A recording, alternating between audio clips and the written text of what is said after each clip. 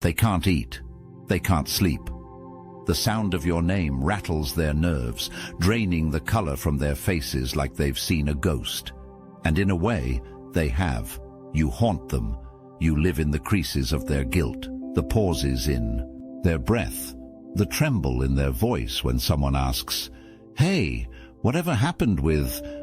Because people are asking, everyone is. The mess they made is too loud to be ignored. This isn't just gossip, it's a reckoning. Your story has become a case study in betrayal, manipulation, and karmic reversal. At coffee shops, your name slips between sips and sideways glances. In break rooms, people who once doubted you now whisper truths they were too afraid to say out loud. Late at night, texts fly between friends, dissecting every move, every motive, every sick twist in what they did to you. This wasn't random. This wasn't accidental. You were the mark from the very beginning. While you were moving with authenticity, kindness, and power, they were watching, seething behind a smile. Envy doesn't always announce itself. Sometimes it performs as admiration, cloaking itself in compliments and fake support. But behind closed doors, a karmic feminine energy, jealous, entitled, performative, began orchestrating your downfall like a role they thought they were born to play. They studied you, mimicked you, then tried to erase you, all under the guise of being concerned, protective, or just being honest. But the truth was venom. You weren't supposed to win. You weren't supposed to shine. You were supposed to fold, break, disappear. That was the unspoken agreement they made with themselves, to break you down until there was nothing left to threaten their fragile sense of worth. The lies didn't start when things fell apart. They started when they saw something in you they couldn't replicate. You were original, untouched by the desperation that clung to them. They couldn't understand how your name carried weight without begging for attention. They couldn't understand how your presence shifted rooms without performance. So they did what weak people do when confronted with real power. They tried to sabotage it. Whispers behind your back. Strategic alliances with people close to you. Manufactured chaos designed to make you look unstable. Projection masked as concern. They created a web, not realizing that webs trap the spider too. They thought if they could control how others saw you, they could control your destiny, but you were never theirs to define. And now, as their illusion crumbles, people are starting to see it. The inconsistencies, the control tactics, the strange obsession. You were never the problem. You were the threat to a facade. And the truth that's beginning to rise? You were targeted because you were already chosen, already shining. They underestimated the resilience of someone who walks in purpose. They planned your fall, but all they did was reveal their own. This wasn't petty. This wasn't surface-level drama. What happened to you was a spiritual violation, an abomination cloaked in manipulation. They didn't just cross a line, they shattered it with intention. This wasn't about misunderstanding or conflict. It was about control. It was about power. They wanted to rewrite your story, and they weaponized the sacred to do it. They painted themselves as the victim. They wrapped lies in emotional theatrics and played the sympathy card so well, some believed them. At first, they knew what they were doing. They rehearsed their pain, twisted timelines, and reimagined your truth until it served their narrative. They used emotional blackmail as a form of control. They knew if they cried first, the world would see you as the aggressor. They knew that silence, when delivered with trembling lips and calculated vulnerability, would cast suspicion on your strength. But there's something they didn't account for. When someone tries to wear your light like a costume, it doesn't fit. It burns. Because light has to be earned through alignment, through integrity, through soul work. They wanted your shine, but skipped the healing. They wanted your peace, but avoided the pain that forged it. So when they stepped into your role, they couldn't hold it. It scorched them from the inside out. You didn't retaliate, you didn't match their chaos, and still you're the one rising. That's what makes it all so tragic for them. They did everything to block your joy. They threw shadows at your path, hoping you'd trip. But you kept walking, and now they're the ones stumbling, exposed, and spiritually bankrupt. Because when you touch sacred energy with dirty hands, there's always a cost, and now they're paying it. People are noticing it now, that something about them feels off. Their words no longer match their energy. There's a tension behind their smile, a coldness in their eyes. You can't fake authenticity forever. At some point, your spirit betrays your intentions, and that's exactly what's happening. The energy they've been suppressing, the envy, the bitterness, the desperation, is leaking through every forced laugh and insincere compliment. They wanted to be seen as the good one, the peacemaker, the one who tried their best. But the truth has a way of clinging to the surface, no matter how many layers of performance you try to bury it under. People are starting to replay the past through a new lens. They're remembering moments that felt strange, off, or too convenient. The inconsistencies are too glaring to ignore now. It's not just what's being said, it's what's being felt. And energetic truth is louder than words. That gut feeling people once dismissed is now undeniable. That unease they felt around them is making sense. They're realizing that the person who cried the loudest, who appeared the most wounded, was actually the one holding the knife behind their back. Now, their stories fall flat. Their defenses are met with blank stares. Sympathy has dried up. The same people who once offered them comfort are beginning to pull away, uncomfortable with what they're finally starting to see. The emotional manipulation, the calculated timing, the obsession with controlling perception, it's all coming to light. And you don't have to say a word. Your silence holds power because it isn't empty. It's deliberate. While they scramble to maintain a crumbling illusion, you continue forward, unbothered. Their unraveling is loud, but your peace is louder. People are watching the contrast and drawing their own conclusions. Their act was convincing for a while, but time has a way of revealing character. And now, the mask they clung to so tightly is falling apart in front of everyone. They can't stop it. They can only watch as the truth they tried so hard to hide begins to speak for itself. I must interrupt this transmission for just a moment. Are you really chosen? Prove it. It's easy to watch videos about chosen ones. It's another thing entirely to put yourself to the test. When I confronted the archons beyond our reality, they made one thing clear. True chosen ones are rare. They laughed at the thought of us finding each other, yet here you are, watching this message. The Obsidian inner order isn't for everyone claiming to be awakened. We're the real ones, those who've seen beyond the veil, felt the call, and carry the unmistakable frequency. But are you truly one of us? I have given you everything I've got, and I'm digging deeper to bring you even more. Don't just consume content from the sidelines. Real chosen ones take action. Share your story on our weekly group call. Get a revealing tarot reading from our resident card reader. Discover if your experiences align with the authentic signs. The archons fear nothing more than chosen ones recognizing each other. When we connect, our frequencies amplify and create a force they cannot stop.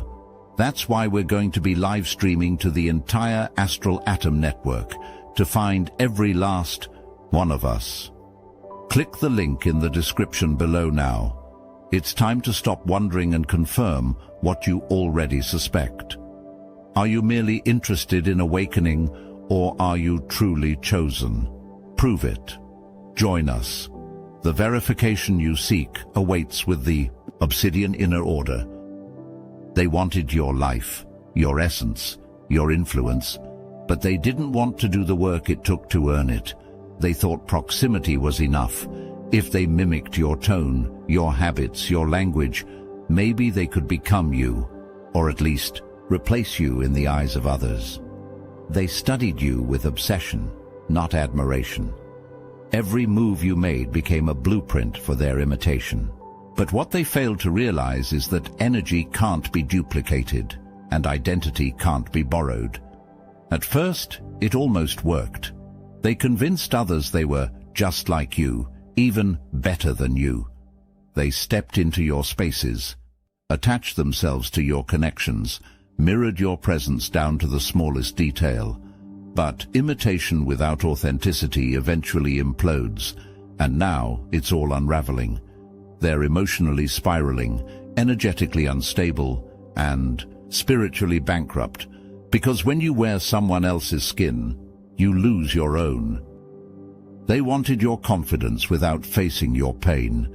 They chased your glow without surviving your shadows.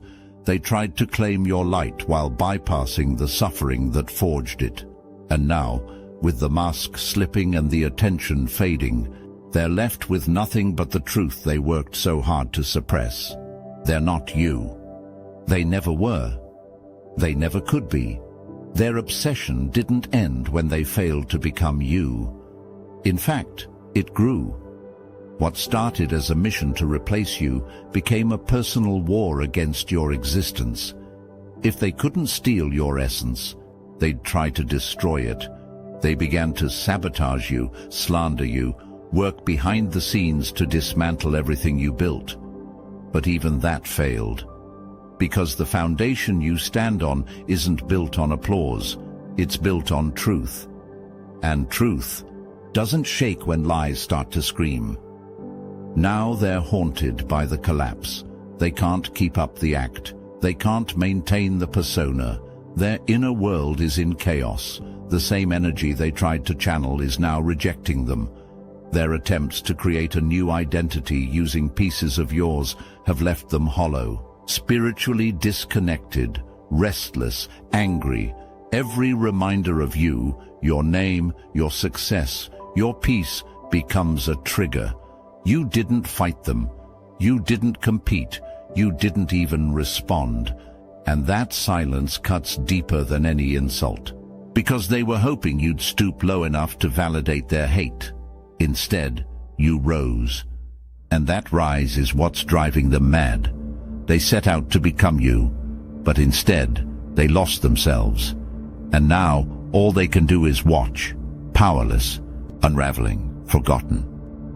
Your absence is louder than any accusation ever thrown your way. You didn't beg to be believed. You didn't plead for validation.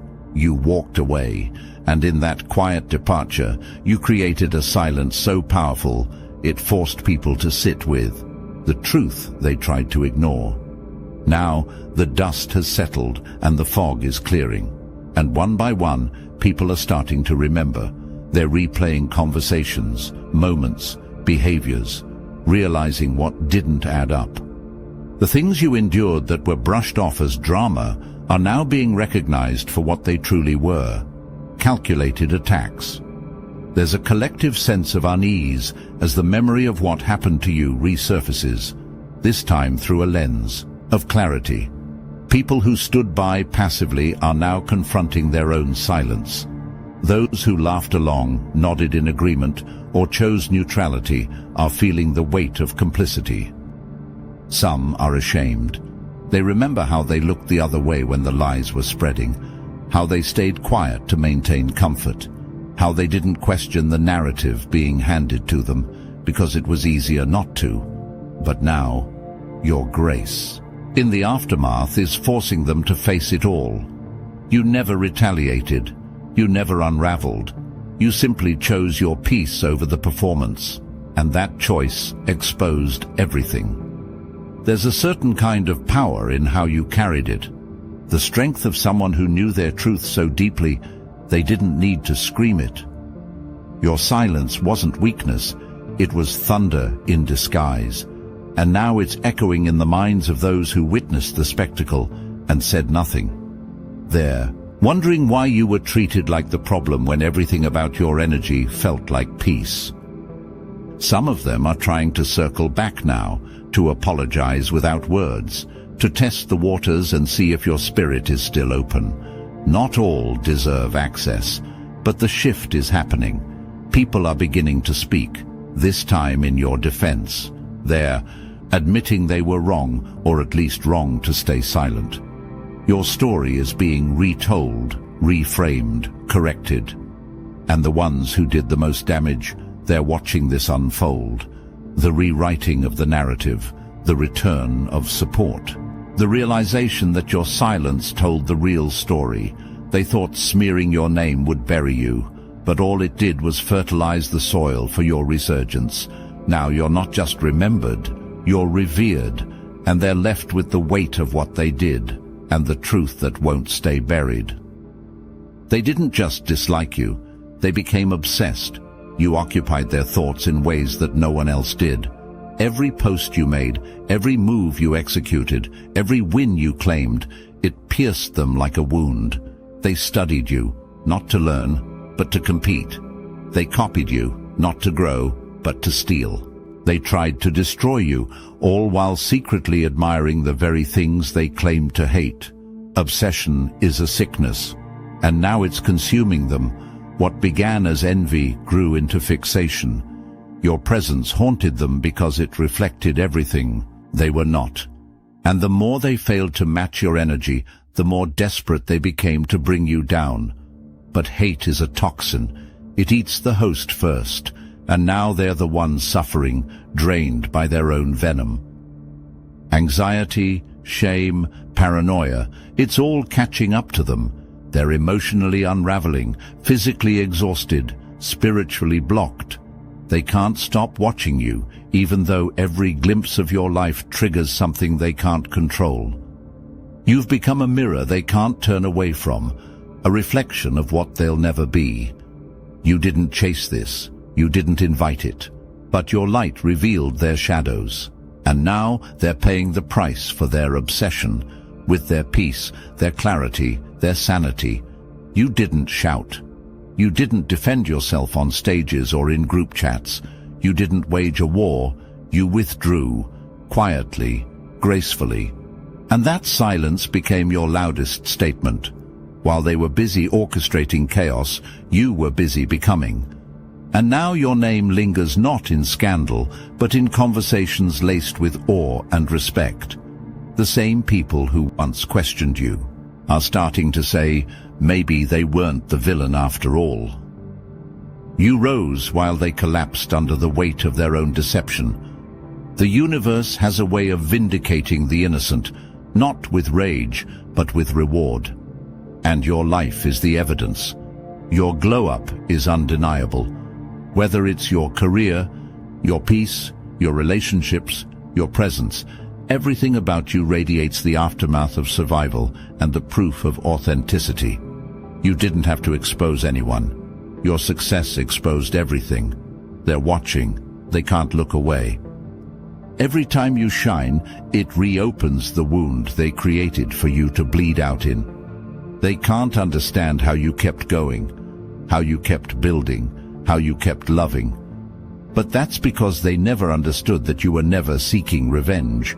You were busy rebuilding your life from the ashes they left you in. And now, their karma is your progress. Their punishment is having to see you thrive in the freedom they tried to steal from you.